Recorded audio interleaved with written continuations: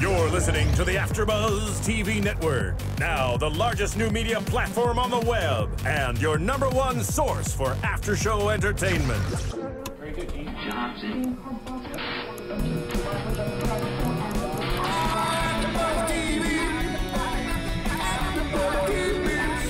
The AFTERBUZZ Studios in Los Angeles, California, presented by Maria Menounos and Bing.com, and streaming live thanks to Akamai Technologies. This is AFTERBUZZ TV's Survivor After Show. We'll break down tonight's episode and get you all the latest news and gossip. And now, another post-game wrap-up show for your favorite TV show.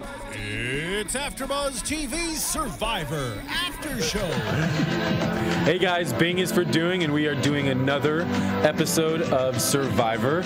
It is season 27, Blood vs. Water, and the episode is called The Dead Are Still Talking or Walking? The dead can still talk. The dead can still talk. It's not The Walking Dead here, but the wall says boy parts. Yeah, that's American Horror Story was in here before us. But I'm your host, Justin Walter, and joining me tonight is the one and only Ryan Allen Carrillo, everybody. Ryan Allen Carrillo. I'm back. Now, obviously, Jerry Manthe is not here tonight. She sends her regards. She wishes she could be here. She actually had to go up north for a couple days for work. So she is. She's a plumber, right? She is a plumber. Jerry, in her spare time, is not a plumber. She's also a chef. So Jerry is. Yeah, she's a professional chef. How did I not know this? Yeah, Jerry's got multi, talents. Yeah, actress. Yeah, and comedian. Comedian, and she was in Hollywood this weekend, and I went and saw her show. She was hysterical. It was really funny. That's enough about Jerry. Yeah, enough about Jerry, but she's here in spirit, and we miss you, Jerry. So we do. We have a lot to talk about tonight. We have tonight's episode, obviously, to cover, but we also have a special guest. He was supposed to be with us last week, and unfortunately, he couldn't be because we had some timing and because of Jerry again. No, but not because of Jerry. Because of you. You bailed on me last week, but thanks for showing up this week. Sorry, I'm being sued by a famous person. Oh gosh! But tonight we have Troyzan from Survivor One World with us. So Steven, is Troyzan here with us on video? Get him on the line now. He is getting here on Skype. So Troyzan is here. We want to get his thoughts on this season. We also want to talk to him about our interview when we had Colton in, and a lot of fans, they wanted to see Troyzan and hear what he had to say about that whole kind of scenario and situation. A lot of drama. A lot of drama. Troyzan, are you there? Yeah, I'm here. Can you see me? Not yet. Can we get him on the screen? 1 sec. Yeah, 1 sec. We're going to get you. Last time Troyzan called in, 1 or 2 seasons ago, he was naked. He's naked again.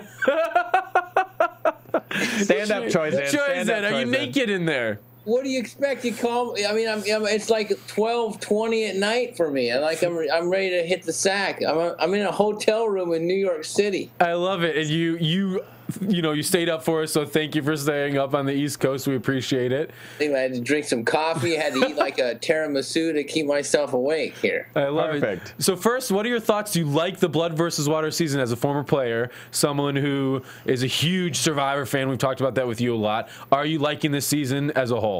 Oh, I mean, I loved it right from the very beginning. I thought it was like major drama right off the bat, where they've got people sleeping out in the jungle and on the beach, like on day one, not knowing what the hell was even about to happen. And then it was like, okay, line up, instantly vote somebody out. That's classic Survivor drama. Yeah. Plus I like the fact that I'm not a big fan of like Redemption Island, only because I would like to play it. But as far as like a viewer, I think it takes too much extra time. Yes.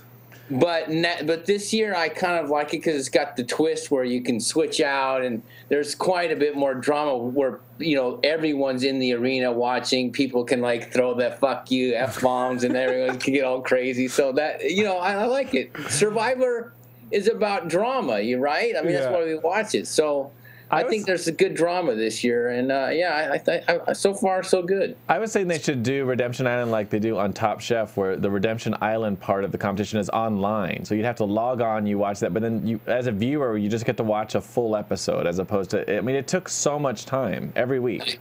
Yeah, I know. That's the thing. It's like I would rather see camp life. I mean, I'm not so much into like, losing toenail shots. That's not exactly like my favorite Survivor moments. But, something a little bit more like just strategy, stuff around camp, stuff that's like kind of like if you go back way back like 10 years where they showed a little more survival aspect of massage. Yeah, I mean, we get 20 minutes in the episode, we're looking at our watches and saying we're still on at the duel. You know, it is a different kind of season. Do you anticipate anyone else switching with their loved one in the duel who's left in the game? Because we haven't seen that a whole lot this season, even though it is a twist, it adds that element. Do you see any of the remaining players switching with their loved ones? I just don't see that, because it's like everyone so far is like, I don't see, I'm trying to think like who would actually switch out. Do you think Kat and Hayden? Aris was not going to do any switching, either is Vetus. What about Kat and Hayden? You know, I don't think Kat and Hayden. I think Hayden. First of all, they're a couple, but they've only been a couple for what, a year. So it's not like they're just like, okay, I love you, baby, forever. I'm going to do the ultimate sacrifice. Right. You know, he's out there playing for himself, and so is she. Are you close with Kat? Because you did play on her season. Do you know her pretty well? Oh, I'm super close with Kat. I've taken pictures of Kat. She's come to my house. I mean, like, she's like my little sister. Oh, yeah. So I mean, naughty. I know Kat very well, and Kat wants to win. I mean, so in her mind, you know, I would say she would probably scratch and beg and plead, like, Hayden, please, I want to switch. If she got voted out, I'm sure that she'd beg. Yeah. You know, or advice for, you know, if he said, I'm out, she's like, okay, honey, bye. do your best to get back in. What do you make of Monica and Brad this season? Because again, Monica is someone obviously that was on One World. Well, I mean, Monica's so much different on Blood versus Water than she was on One World. I mean, it's night and day. First of all, I think that she's being extra nice to Colton, and I think that's very, what is it? I couldn't do what she's done, because he was very mean to her, and he actually was somewhat mean to her outside the game. So I don't see, like, she's really, you know, quite the person for, you know, even considering to play with him again. And I love Brad and Monica. To me, it's like, what a great couple, especially after tonight, you know, when you see her, like, you know, can I trade out with you? Can I switch with you, honey? He goes, and he's like, you know, this kind of hero, and I think Brad is like the. Well, hold on a minute, Troyzan. I don't know if I could say he's a hero from that moment, because I would have been shocked if Brad Culpepper would have let his wife take his spot. That's more of like a pride thing, I think. Right. I could never in a million years see him saying, "All right, honey, I'll let you, you know, take my spot." So I don't think it's really that big of a deal that he said no. You mean? Well, do you think that? You mean if she would have got voted out? No. I think for him to let Monica switch and go on the duel in Redemption Island, he would have gotten so much criticism for, you know, not being the man of the relationship and the savior and kind of the hero. He would have lasted 2 seconds on that tribe anyways. Yeah. You know what I mean? So I just think him saying, like, no, Monica, it's not really that big of a deal. I don't think it was a hero move. No. Well, I mean, I like to watch Brad just because I think he's a good character to watch. And I think he's got a lot of energy and a lot of stuff going on. And crazy. And if you said, okay, let's start this season without Brad Culpepper. Yeah. Come on, you don't have a whole lot happening. We were saying, too, we miss him in the game element where he's strategizing and causing drama, and he's such a great character. Yeah, it'll be interesting if he does come back. Yeah, no, I liked it. There's a lot of, and it seemed like there was like maybe extra drama in Redemption Island tonight too. You know, just with him there, with the two that he had just, you know, supposedly hated, and I don't know. I think Candace was a little bit like, I think she got it thrown in her face a little bit because Jeff was like, listen, you know, it wasn't just Monica that voted you out, and it wasn't just, you know, like all these people here. You know, you haven't spent 1 second on either tribe, so how can you possibly come up with these scenarios that Brad Culpepper is this terrible person? You know, it takes, you know, more than one person to vote you out. So why don't you hate everybody else? Yeah. Why are you Picking on the Culpeppers? I still don't quite grasp that. Why is she picking on the Culpeppers? Yeah, I think We'll have to ask her. I think, you know, if we ever get a chance to talk to her, I think probably a huge part of it is just that sting of coming in 24 hours, you know, on a drop of a dime to play the game, and you get there and you think you actually have a shot. And I think it's a little more than that. I think it's a little pre-game. Oh, it might have been going down. What are you talking about? You know, so I mean, you know, she can't. How can you be mad at one person unless something was promised to you or something was spoken, or I don't know. That's just my own take on it. Interesting. So we got to talk to you about Colton and him on this season and him on our show. Yeah. A lot of our fans are like, get Troyzan on. We want to hear his side of the story. So we went back and looked at what Colton said regarding you on our show. So I'm just going to read that word for word so we don't paraphrase on, what Colton said so we don't get it wrong. This is quality journalism here at AfterBuzz TV. But if you want to go back, I like that because Colton tends to tell stories that are a little far-fetched. Okay, well, here's a jumping point to get into Colton talk. So on our show, we were talking about him quitting, obviously, and about, fans and other people being angry. And he said, the only person I feel who has the right to be upset with what I did is Troy, because Troy was the male alternate, and he was the first phone call that I made when I got back to the States. And I was like, this is what happened. And he was fine. He was like, Colton, he said it was your game. And he even told me, he was like, honestly, he's like, I don't know if I would have wanted to do this season. That's what he said. I said that I wouldn't want to do this season. He said that you basically said it's fine, Colton, that you quit. First of all, did he call you? First of all, he did call me. Okay. So what was the conversation that you remember? And he said, I was like, first of all, I knew that he had quit. So I think I might have left him a message like, give me a call. I got to find out why you did that, because he knows how I feel about quitters. And I can't stand it. Okay. Everyone knows that. I've said this to casting. I've said it to everybody. Like, I start naming off people that have quit, and like they're bad on my list. And so I would never. First of all, I've never said that I was okay with Colton quitting ever. I would never be. I'm not okay with Colton quitting. I think it's a total Bush League move. There's so many people that want to get on that show, and if I felt like he took my spot and then quit, I'd be extra pissed. I wasn't his alternate. Me and my brother were considered, to play, but I wasn't the exact alternate for Colton and Khalib. That wasn't the case. If anything, I was an alternate for probably Aris and somebody else. But what happened was there just was too many One World people picked this year, and they want to use me for something else. And I wasn't gonna get on this season, But and the thing about Colton is I would not say I'm okay with it. The only thing that I would say I'm okay with is that, okay, I didn't make this season. I was disappointed. I was bummed out. I'm ready to play like right now, and I've come to like peace with like not playing. Yeah. But quitting. I'm not fine with that at all. And I don't think he. So is that what you said to him? Because you're still not saying this is what I said to him, or this is how the conversation went. You a couple times you said this is what I would say to him. So what actually what happened in the conversation? I said Colton, why would you quit? Like, what the hell happened out there? Well, he went into a long story about, first of all, I know Colton because I played with him before, and he tends to tell stories that are false or fibs, and he believes his own stories.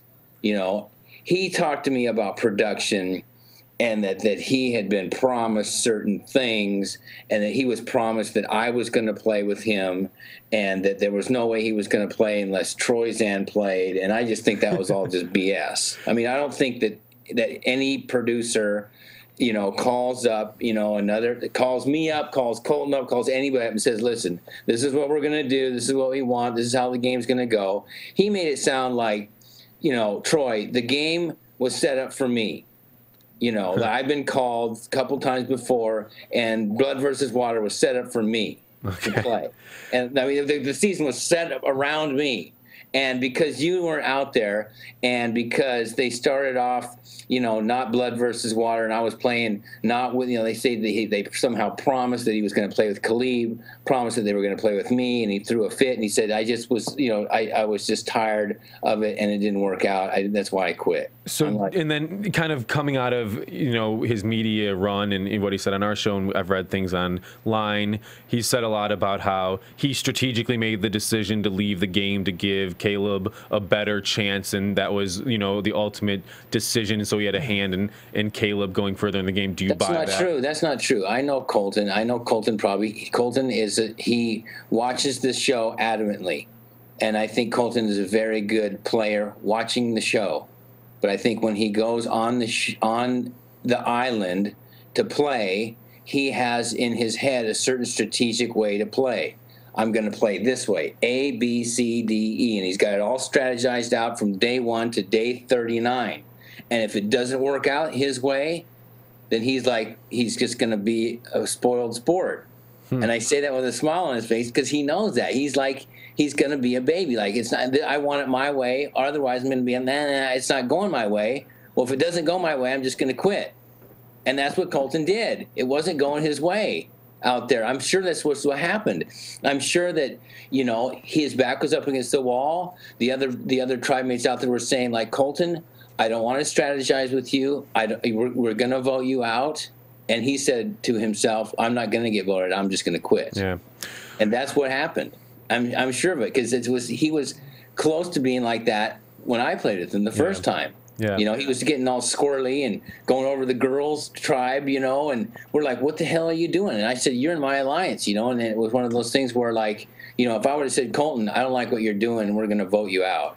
Yeah. He probably would have quit. Do you think that he quit the first time? Or what? I think that he got sick because he was dumb enough not to drink enough water or drink coconut juice or eat rice because he's like, I don't like the rice. I don't like coconuts. I don't like any of this food. I'm like, well, dude, guess what? There's not a menu. This is what you get. But he wasn't smart enough to keep himself hydrated. So he made himself sick. So he made himself sick, and he got sick. Mm-hmm. Now, I've talked to Troyzan, who was on his tribe. I don't know because I wasn't there personally. I was in a different tribe. Yeah. That's when we had switched. We broke eggs, and then he went one way, and I went another way.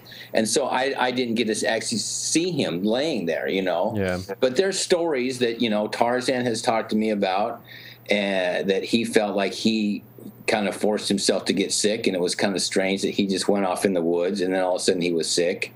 And then, Troyzan wanted to examine him, and he never got a chance to. And he said, if I would have examined him, I would have told him, you're not sick enough to go home. Yeah. Well, I don't think we'll have to worry about ever seeing Colton play Survivor again. So never say never. I don't think it'll ever happen. I'm pretty much willing to bet that will not happen. Is bad enough. Like I could see Jeff, and when he said, you're good at Survivor on the couch. Stay there. Are you really quitting? And are you quitting a second time? He really shoved it in his face. I mean, I don't know I can't say for 100% did Colton quit the first time, But we know he did the second. I know for sure he quit, and I think he quit because he knew he couldn't win. Yeah. Well, real quick, Troyzan, who do you pick as your kind of favorite to win this season from what you've seen so far? Before we let you get some sleep. Yeah. I like Monica right now. I like. Well, I mean, I feel like I got to pick any of the returners. I mean, the loved ones, no one seems like they really got enough to go to the end. Maybe they can make it to a final 5 or something, but I don't see any of the loved ones making it. So I've got to pick, Monica. I like Tina. I like Tyson's kind of like, I look at it differently because I like, how's this being edited? Who's getting shown a lot? It's like, if they're shown a little bit and little, like the people that they don't get shown that much, they end up lasting longer, and they're the ones at the end. And Hayden, so I look at it differently. Yeah, not at all. Well, Troyzan, thank you so much for joining us this week and getting your side of the story and just giving us your thoughts on the season. And thank you for staying up with us. All right. It was good coming on with you guys, even though I can't see you. It's like I'm just like staring at myself talking. I see a black screen. But you know, it's always good to come on with you guys. Yeah. Just so you know, we're both really cute right now. Minus Justin's grandma sweater he's wearing. Okay, yeah. I miss Jerry. Where the hell is Jerry? I know Jerry had to go work. She's working up north tonight, so she'll probably give you a ring or something and chat with you. She wants to talk with you. That sounds good. So we can watch this on YouTube like tomorrow. You can check us out on YouTube, and we'll tag you. Don't worry about that. We'll add it on Twitter and all that sort of good stuff. So thanks for joining us, Troyzan. Get some sleep. Okay. Take care. Just Ryan. Thanks, guys. Thank you. Bye-bye. Whew. So there we go. Troyzan's side of the story. He kind of read. Yeah, he did. But the one thing that stood out for me during the interview with him is that, did he call Caleb Khalib? Yeah, he did. What the hell is Khalib? Maybe that's the pronunciation. What the hell is Khalib and what the hell is Justin wearing? So those of you at home, look at Justin's sweater. I wore this before like 2 seasons ago, and you never made a comment. Justin is turning into a grandmother. I don't know what is happening. It is cold here in LA now. It's winter, and we both have a cold. 86 degrees Whatever. today. We got a lot to talk about this episode, right, so we got to move forward a little bit. Too bad. We got a caller. Oh, Jesus. Well, let's have this person talk with us about this episode. Who's calling? Hello? Oh, my God. Is this Russell Hantz? Yes, it is. You're live on the air with Hello, Ryan and Russell. Justin. Oh, am I? Yes. Hi, Russell. So watch what you say. Why would I be live? Why would you call me live on the air? What is wrong with you? Russell, what did you think of tonight's episode? I think it's disgusting. It makes me want to throw up in my mouth. What about it makes you want to throw up? First of all, that girl that we don't know, the Laura girl? Rupert's wife? No, the other one. Laura M. Laura Moret, the returning player? Yeah, that one. It's like she was so aggressive towards me, and then all of a sudden she's like the devil. Wait, what? Like she's trying to, she's embarrassing her whole family on this TV show. And why are you saying she's embarrassing her family on the TV show? From the back rub she gave Aris in the beginning of the show? Oh, do you not think that? Do you not think that was embarrassing?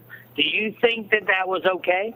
I mean, I don't know the context of it, if they had a conversation about it. Clearly, she's married for 20 years, and it seems like a successful marriage. So I think it's up to her and her husband if that was embarrassing or not. Maybe they're swingers. It's always up to her and her husband. But what I'm trying to say is, do you not think that's not unacceptable? I thought it was a little touchy-feely with Aris, a little embarrassing, but I don't understand why you're calling her the devil. I think that's a little bit out of line. Oh, no, she called me. Oh, I get that. But she called me the devil. And this is the whole fucking point. Here we go. She called me. Wait, listen. Yes, we're listening. She called me the devil, and then now can I not call her the devil? Yes. Because I never, ever stepped in that kind of boundary. I never disrespected my family like that. Yeah, I might have disrespected myself, but not my family. So now, you speak highly, Miss Laura. You stand up. You do your thing, Miss Christian. Russell, I have a question for you. You played with Laura in Samoa. Is some of this anger it seems you have towards her, does it stem from your relationship on Samoa, where in your season you constantly wanted her out? No. What is this stemming from then? Because I'm confused. Not at all. Because you know why? Because I beat her. It was 4-8. I beat her ass. The merge was 4-8. This is where this anger comes from. It comes after the fact. Okay. It's like the bitter person, the bitter jury. She's owned me constantly. Okay. After the fact. After it's all over. Okay. So I'm like, oh, hey, I'm the one that should be pissed here. I didn't win. Hey, relax.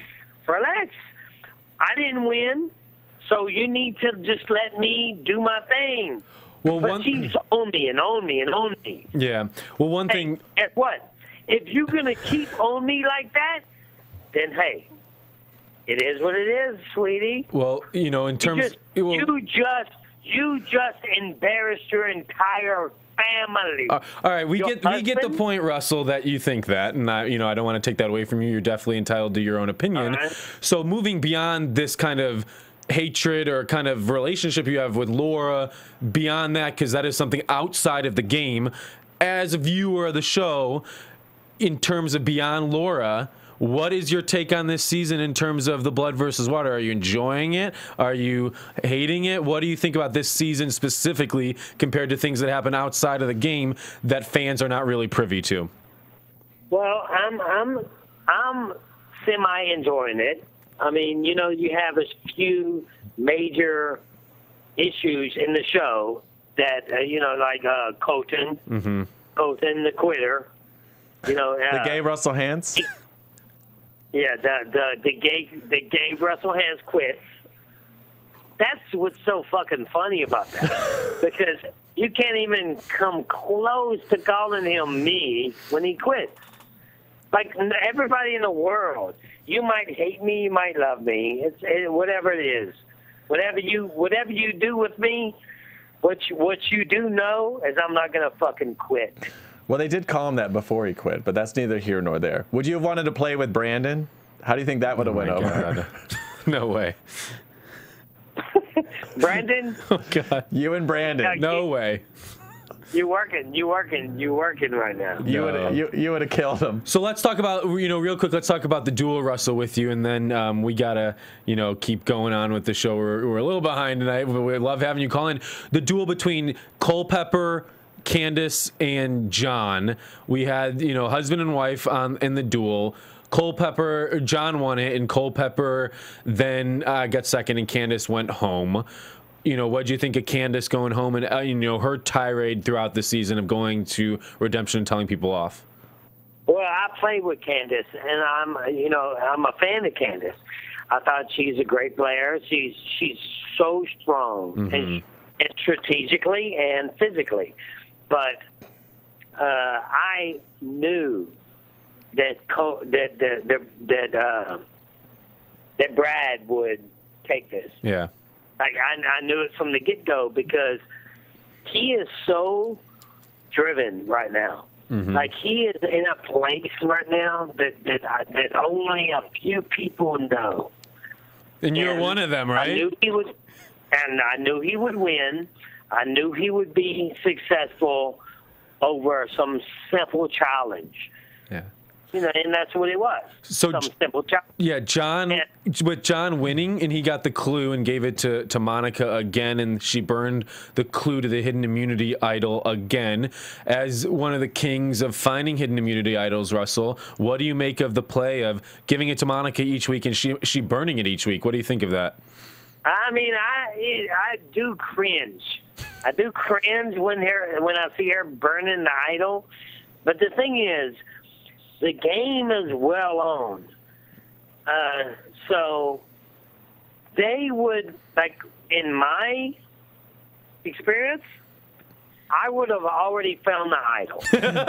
Yeah, you don't need no damn clue. Yeah, what's going on here? No one's found the idol yet. Like, why is this taking so long for you guys to find this idol? Yeah, because they're getting each other massages. But I get it. I get it with a bunch of people like, listen, I am Michael Jordan. This is not even considered to who I am. These people, you ask me questions, and I can only, I can tell you how I think. And we love your opinion. I'm telling you who this really is. This is what it is. It is what it is. Well, Russell, I would have already found the fucking idol. I would have already the FCC is calling us. Yes, you're getting in trouble with the producers. Next time you call in, Russell, we got to watch the F-bombs. We'd love to. Okay, I'm sorry. But Russell, we actually got to wrap up. We'd love to have you. Next time you're in California, in the studio with us. I'm sure Jerry would love to see you. Yeah, Jerry's not here tonight. They would all love me. Well, our ratings would go through the roof if you and Jerry were in here at the same time. Oh, shit. Well, thank you so much for That calling girl, in, Russell. As long as she takes a bath, I'll be there. Oh my God. She always smells good when we're in here with her. But Russell, thank you for calling in and giving us your thoughts on the season. Hey, you tell your producer to step up, because you're about to see a new show with me. Well, I think you have a flipping house show that I've read about. Yes, So we're we know you got your shows coming, Russell. But thank you so much, Russell. Have a good night. We know it's late there on the East Coast. Later, bro. Oh my gosh. Oh, Russell is always clearly entertaining. I feel like we need to take a commercial break. There are no commercial breaks here at AfterBuzz. How much time do we have left? Like 5 minutes? What are we at right now? We got to talk about this episode. Not the timer's I know the messed up. timer's broken in here. We're a little confused, but AfterBuzz TV. oh wow. What was well, that? we covered obviously the duel and what Are we went just down not in going the to talk duel. about what just happened? I mean, clear. Go ahead, Ryan. You got to interpret a little bit on Russell here for me because I know you know what's going on. No, I would just say that, I mean, just like for anyone who's played Survivor before, Wednesday night is your night. So you hang out, have a few cocktails. Oh, so land you're it on implying that Twitter. Russell was a little... Come on now. He's had a few cocktails, It please. did sound like he had a few cocktails. No, I mean, we all have cocktails on Survivor night. And I think the animosity between him and Laura Moret, I think, is a little beyond the game. Yeah, it's what's happened after the game. And it's some sort of, that stuff is interesting, I think, if it pertains a little bit to what's going on in the game. But I love hearing about hatred, though. You do. I don't. Yeah, More love. I'm more of a negative person. Yeah. All right, what are we talking about? So we talked about the duel, and obviously Candace going home, John winning, giving the clue to Monica. She burned it. Culpepper is still in the game. Right. Going back. What did you say when we watched it? You said that he should have given the clue. So what I'm thinking is John needs to start building relationships with people that he could align with again. In case he makes it back in. In case he makes it back in. He's not thinking about that. His play, I think, needs to be he should start giving that clue to Hayden and Vetus. I think he should start focusing now. Right. Culpepper, who's the one who masterminded my blind side and outs.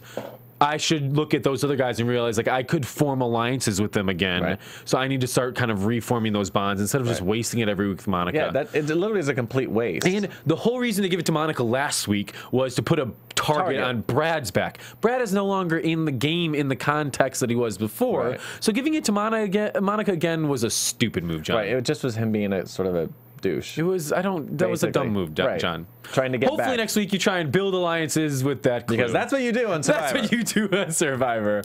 Oh my gosh. What All right. happened next? So what did you make? We got Russell's opinion of the Laura Moret massage with Aris. Right. What did you think of that touchy-feely massage that went on between her and Aris? And she's giving it in the context of Aris is the person in the game that I feel the closest to and I'm aligned with. I can only describe it in terms of my personal experience and my relationship with my boyfriend. If I was doing that with somebody else and I explained it to him, he wouldn't have a problem with it. I'm like, I'm trying to do whatever I can, minus sleeping with someone, to go as far as I can in this game and win $1 million.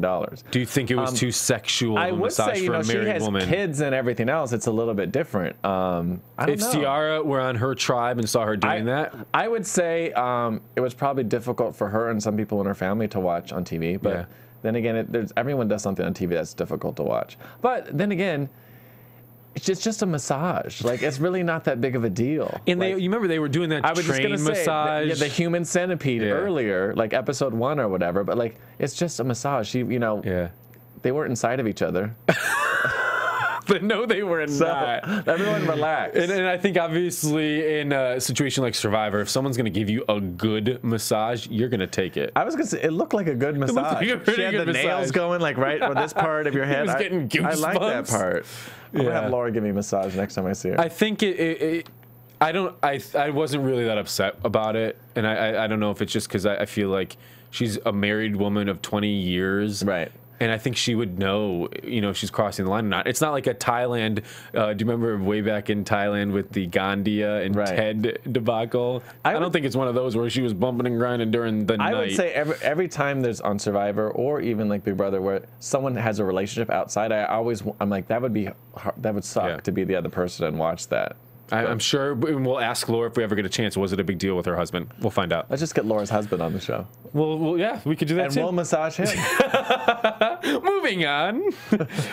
One thing that we get to see a little bit more was Tina tonight. We kind of see Tina strategizing, which is always fun. Right. She's not just on a camping trip. She's not on a camping trip. And, you know, I know when Colton was in here, he said Tina, she's way old school and doesn't know what she's doing. Right. I think Tina knows exactly what she's doing. Right. It seems like... Which, while he was on the show, she may have been that way. Yeah. Do you know what I mean? It seems like Tina, she's talking to Monica, and she's really sizing up Monica, going, Monica's going to be an asset to our 5-person alliance, or Monica is going to be someone we need to get out. Because I'm sure Tina has watched every season since Survivor. So even though it's changed a lot, I mean, not to jump to the end, but, you know, she did say that line at Tribal where she said, what did she say? She's done more strategizing in the last 5 days than she did her entire season. In the she said on day 5, I've done more strategizing in Blood vs. Water than I did the entire season of the Survivor. Which is so true. But it's also because this game in particular, Blood vs. Water, is so complicated. It has so many parts. And even when we go back to the Loved Ones tribe, we get Sierra saying, you know, talking about this season has so many layers. And we keep saying that on this show. This season has so many layers. And we do see a lot of Sierra and Vetus tonight's episode talking about the Loved Ones tribe and their position in being 5 people down and kind of what that is. And it's so true. And I think it's going to be interesting next week, not to ruin anything, but we see the promo that they're switching up the tribes, which will be great to kind of see what's going on with that. What do you make of, this is kind of the first time in the episode or the season so far, we've really seen the toll the survival elements are taking on the cast this season. Katie's losing her toenails. Right. That's just a part of the game. Yeah. It really is. I mean, it's crazy that it's happened that, like, everyone that goes on these shows knows that your feet is like one of your most important assets. You have to keep them as dry as possible and take care of them. You shouldn't be running around in wet shoes. Like, that's kind of 101 with Survivor. So it seems like they are getting beaten up with all those scabs, and Sierra with all those bug bites. Clearly that's Survivor. You know you're going to do that. That's what happens. Right. You're not in the shelter. I'm glad they're getting that. Yeah, they make it more that shows you're playing Survivor. Yeah, lose all your toenails. Yeah, you're playing Survivor. We did get some moments of Vetus that, you know, when I was watching, it's kind of these moments of like, this guy's either going to go far or win it. Right. We get his almost coach-like yoga montages of him. Pretty good. He was pretty good, and Aris is a yoga guy too. So the mountains and the picturesque beach, it's beautiful, and there's Vetus just saying, with Brad Culpepper gone, the mood at camp is so much calmer. Right, they have more of like a kind of a good vibe. It is. Yeah, I love that he took the entire tribe up there too and had like a full like kumbaya. What do you make of one of Vetus's whole thing is now that Caleb made the big move last week? So Caleb thinks he's the swing vote in power. Big kahunas. He said he's the big kahunas. Caleb, which, well, he doesn't go by Caleb. Or maybe he does, to Troyzan. Do you Vetus's assessment that he's just got to get on Caleb's good side? That's the best move in the game for him. Right. Well, he was just saying because he flipped so quickly without even playing on it that he's like a wild card. And so you have to keep him close and comforted so he doesn't freak out again. Which is smart. Right. Because now, you know, even Hayden said right in the beginning, I don't even know where I stand with the tribe because, you know, he actually does have a good amount of power right now. So do you think in that tribe right now, Caleb would be the swing vote or the power player? As it is right now, I would say both. Yeah. But the second you strategize just a tad too much or your ego gets crazy, it's so easy to get everyone to go and flip against you. So it's a fine line. Yeah, it could be easy for the other 4 just to say he thinks he's got too much power. We know he's not trustworthy. Why don't us 4 get together and stop being divided and move forward in that area? Us 4, we also have loved ones left in the game, so we have a better shot. So he is walking that fine line of, I'm the big kahunas here. I'm the one in charge. I'm the powerful player of the game. Right. Whereas you could be expendable, and the other ones could think, you know, let's keep the loved ones with people left in the game. That's true. I don't know. We'll see. Immunity tonight. Let's get to the immunity challenge. Okay. It was your favorite immunity challenge that they've done ever in Survivor history, I was bored. Right? No, I was really bored. I'm sorry. I thought the immunity challenge. It's a slip and slide and a ring toss. Anticlimactic. There were these giant slides.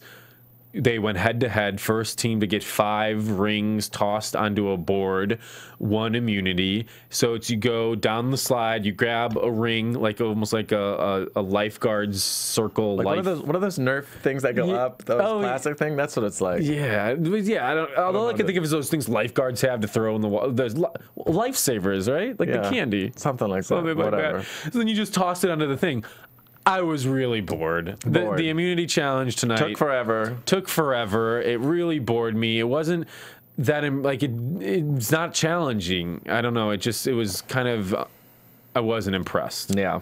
But we got the first immunity win for the Loved Ones tribe. That's the only good thing that happened. Only good thing that happened. I don't think the returnees really seemed that bent out of shape about it. It was a very lackluster episode. Well, and that's the thing too. Like emotion. Even when they won this is the 5th episode, and they finally won the 5th immunity challenge. Okay. We didn't even see this like huge celebration. Now maybe it's because they're tempering it because they don't want to rub it in the returnees' faces. But I think this is a point where it calls for a big celebration. I don't know. They didn't even seem that excited at all. It was kind of like, we won, yes. I don't know. It was anticlimactic. It was not good. Yeah, and even just thinking about the head-to-head competitions and who won and who, nothing really stood out to me in the immunity challenge. Oh. There's a fight outside. There's a fight outside. Sorry about that. So they chose, and Jeff offered with the immunity win reward, and the reward was either taking steak and spices and all that sort of stuff, or fishing gear. And they decided to take the steaks and the wok to cook everything in, and the oils and the spices, and instead of the fishing gear. Good for them. Good for what I was kind of like every time I'd be like, take the fishing gear. Right. I think they deserve just a good meal. Yeah, they're in luck. They're merging. So. They're not merging. There's going to be a swap next week. But yeah, so I guess it was a smart decision. In the long run, which they wouldn't have known the better decision. Right. I don't know. Whatever. Moving on. Okay, so this is now show. This is now the first time we get to see the returning tribe have to scramble and strategize before going to their first tribal council challenge. Now, leading up to this point, we have not really seen in many episodes a lot of Laura B, which is Rupert's wife, and we get to see a little bit of her tonight. And a lot of what we get to see is she feels like she's on the outs of a returning tribe. Right.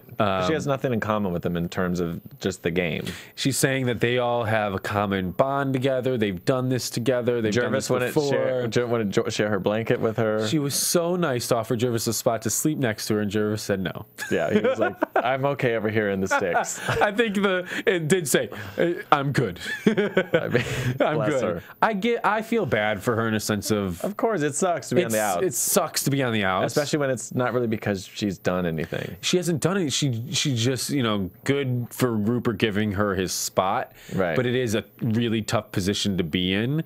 And I did watch some of her secret scenes, and, she has that enthusiasm. She has the excitement of being a first-time player. Right. But it's completely kind of brought down because she has to almost play and pretend and have the mentality of a returning player. So it is a difficult position to be in. For sure. So she's kind of thinking, it's probably going to be either me or someone else, and I'm just going to throw some things out there to see if I can stir the pot. So she went up to Kat, and she went up to Tina and Tyson. They were drinking coconut water, right? Or milk or water. I don't know. Drinking coconuts. And in the immunity challenge, Laura Moret, Laura B, and Monica sat out in the challenge. So in order to stir the pot, Laura B told Kat that the other girls, meaning Laura Moret and Monica, were mad at Kat and Tina for playing in the immunity challenge. Yeah, just making stuff up as she was going along. And it was... How many times did we rewind that? We had to rewind that scene three times. I could barely say rewind. I couldn't understand what was going on. I didn't know what was happening. I didn't know what... I was like, what is she saying? I don't get what this lie is. Right, and then I don't know. It just didn't read well on camera either. It was just like, then that was over. And it was... I love that she made an attempt. Laura B, I love that. I'm giving you so much credit. I love that you're trying to... every time someone thinks they're on the outs, they do something crazy. Like, they'll pretend like they find an idol. They do all this shenanigans to try to save themselves. But it's just like, has it ever worked? Yeah. It was a tough one because she's saying this to Kat, who Kat is good friends with Monica, so all it takes is Kat to go up to Monica to be like, did you say this about me? Monica would be like, no. Yeah, she knows she's on the outs. And which the more crazy she is and annoying, actually, the safer she probably is, though. Yeah. Do you know what I mean? Because you keep them around. Yeah. And I think... you know, even Tina didn't really say much. Tyson, they all just kind of gave each other these looks like she's crazy. And what, you know, looking at Tribal Council, Kat was giving every time Laura, you know, could be editing, but every time Laura B said something about, I feel like I'm an integral part of this tribe. I feel like I'm at home with them. I feel like I'm with them. Kat was just hoodie up, being like, oh, you have no freaking clue what you're talking about. Tying the string, like just closing her face off. I mean, could you see anything else for Laura B to do to try and save herself? No. Not really. What is she going to do? Yeah.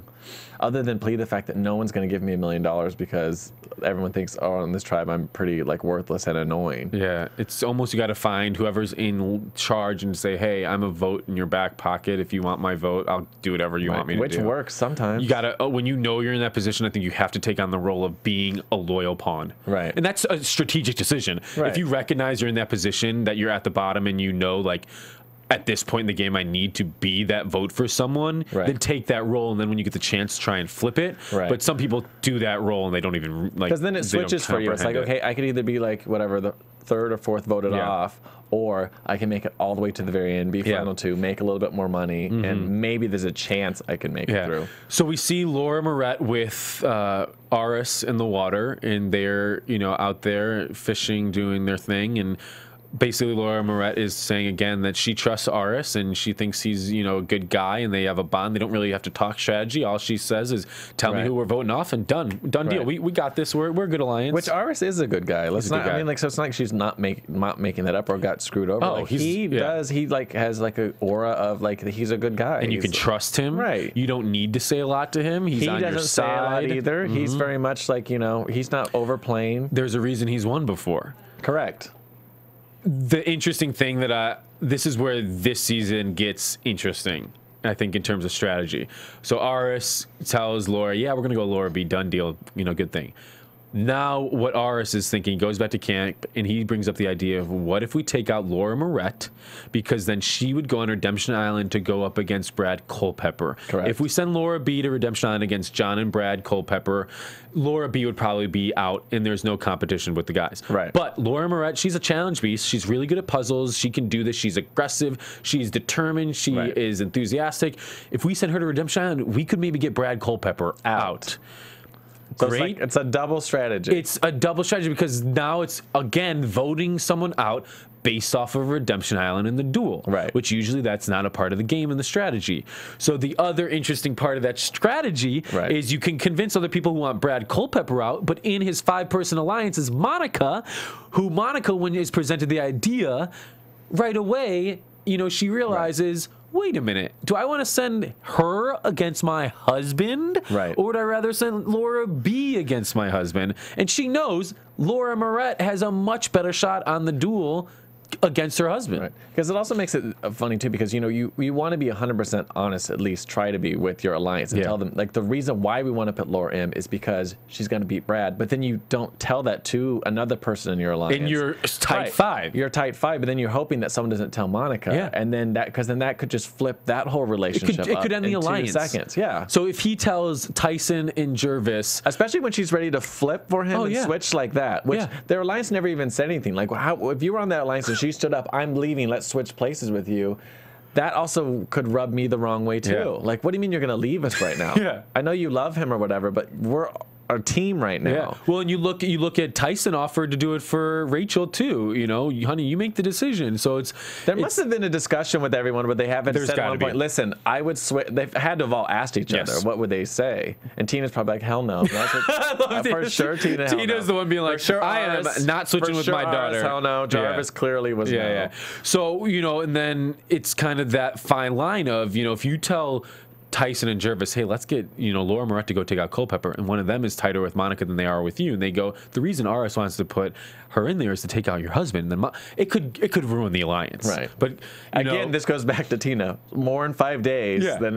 There's so much strategy that's going on. Yeah. You can go crazy with it. It's awesome. That's why I'm loving this season in terms of the strategy. Minus this episode. This episode was a little lackluster. A little bit. And it could have, you know, been a little more. But I think it's just hard because, like, since the first episode was so good, good, and like the first episode's never really that good. And even though the last 4 have been really awesome. good, yeah. So then it basically is going to come down to there wasn't even that much talk. We didn't even get to see anyone really giving their case to why Laura Moret versus Laura B. Right. They just kind of set that up for us. They didn't have time. They didn't have time because of the duel and everything else that's going on. But basically R says, go walk into tribal council. As someone, in a good position, basically, you can't push your agenda too far because then people will revolt or rebel against you. So you have to put it out there and see if it gets people liking it. So that's what we go to tribal council to see what's going to happen. Is RS's idea going to get picked up, or would Monica not wanting to send Laura Moret against her husband get more sway? Right. And it turns out that RS's idea was the one that took the cake, and because it makes the most sense. It makes the most sense. I'm sure when he presented it to Tina was like, "Yes." Awesome, done deal. When he presented it to Tyson and Jervis, done deal. So when you have 4 out of the 5 wanting it, Monica's not going to jump out of her, out of her way and her skin to be like, no, we can't send her in against my husband. Right. Which was interesting. Kat and the whole returning tribe was cheering. Most of them were cheering on Brad during the duel. I think they were. I think they just didn't like Candace. They wanted Candace out. Candace rubbed everyone the wrong way. But also, they're so tight with Monica. Yeah. So I think that Monica's. They're just showing love and support to Monica. So Laura Moret clearly was genuinely blindsided.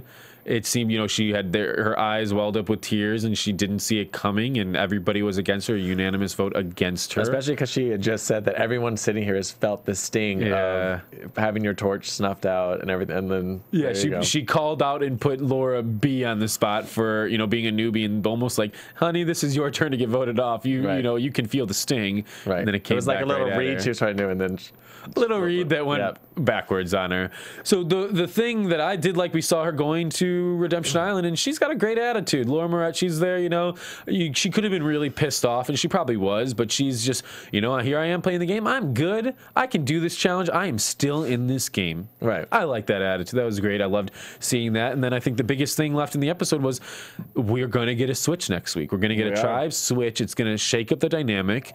And we have how many left on we have 5 on the loved one tribe, and now we have 7. I think so. 7. So we have that 5-person alliance, and then Kat and Laura B. Correct. So it's 5 and 7. But if you look at it, hold on, 5 and 7, right? Correct. We still have, counting Rupert's wife, 6 loved ones and 6 returnees in the game now. So it's still even. So it is kind of still even. I don't know how. Very lucky. It's they've lost 4 immunity challenges, but they're still even because of the Colton quitting and that sort of thing. But going into this tribal switch, we have 6 loved ones, 6 remaining people. I think it's great to have the switch up. I think this actually gives Laura B a better shot in the game now. For sure. Maybe she can get back with some of the loved ones and be like, I was an outsider on that returnees tribe the whole time. Let's team up. But now it is going to be interesting to see if it's completely random and see if loved ones get together on tribes and how it's all going to shake down. It'll be interesting, for sure. And then we did see in the preview as well, Tyson talking to Jervis about let's dethrone King Aris. So we know Aris is playing a fantastic social strategy game, but unlike probably the first time he played the game, people are onto him. Right. So now it's Aris's time. He's not just Mr. Nice Guy. See if he's going to be able to go. He's coming across round by round. Very strategic even now. Okay, predictions next week. It's going to be. I have no idea since we don't know the switch up. All right, let's have you predict who's going home on the duel: John, Brad Culpepper, or Laura Moret. I'm saying Brad's going home. You think so? He's going home. Wow. Bye, Brad. Interesting. I'm going to say, unfortunately, I think Laura Moret will go home. You think so? I think John is suited to. I think John will return to the game. I think John will too. So but John, Laura is. She's solid. She's great. We'll see. Brad has stumbled a few times, especially with puzzles. I mean, granted, he pulled this one out, but this was this wasn't a very hard puzzle. Everything has been a puzzle, and Laura Moret is fantastic at puzzles. So we will see. John, if you win again, give that clue to someone who can be in your alliance when you turn in the game. Yes. Yeah. So Ryan, where can everyone find you? Besides gossip websites about your legal dramas. I was going to say besides the hospital because I'm so sick right now. Sorry, my voice is terrible. You can find me on Twitter, Ryan A. Carrillo, and go ahead and tweet me and let me know what you think of Justin's sweater. Oh, jeez. I don't know, but I like it. It's comfortable. You can find me at Justin F. Walter on Twitter. And we want to thank, obviously, our call-in guests, Troyzan and Russell, our surprise Russell Hantz call. And Jerry, we're excited to have you back next week. So thank you guys, and we look forward to another episode of Survivor next week. And hopefully, Ryan, you'll feel better. Thank you. You too. And I'll let you wear my sweater next time so you don't get cold. I'm excited. Thank you, guys. From Bing.com, executive producers Maria Menounos, Kevin Undergaro, Phil Svitek, and the entire AfterBuzz TV staff, we would like to thank you for listening to the AfterBuzz TV network. To watch or listen to other after shows and post comments or questions, be sure to visit AfterBuzzTV.com. I'm Sir Richard Wentworth, and this has been a presentation of AfterBuzz TV. Buzz you later. The views expressed herein are those of the hosts only and do not necessarily reflect the views of AfterBuzz TV or its owners or principals.